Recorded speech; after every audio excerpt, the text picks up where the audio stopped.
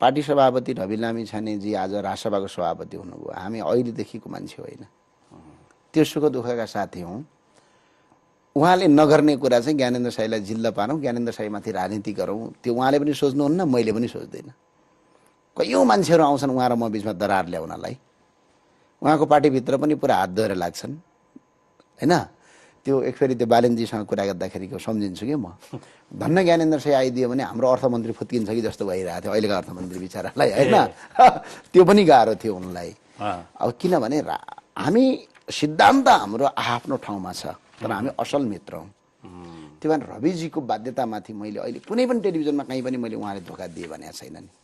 Phone गर्नुभएको थियो, भएन। तर रोस्टमबाट त तपाईँले आधिकारिक दर्ज हुने ठाउँमा युद्ध र प्रेमको प्रसङ्ग त्यो प्रेमै हो त। अब त्यो त स्वाभाविक हो, युद्ध र प्रेममा सब कुरा जायज हुन्छ भने जस्तै राजनीतिमा धोका र आश्वासन पनि जायज हुन्छ। प्रेमको विषय आएको थियो, त्यो त आश्वासनै भयो त होइन। अनि आश्वासन त दिए मलाई, मैले फोन गरे त होइन उहाँलाई। त्यो उहाँको बाध्यता हो भनेर मैले सम्झिने।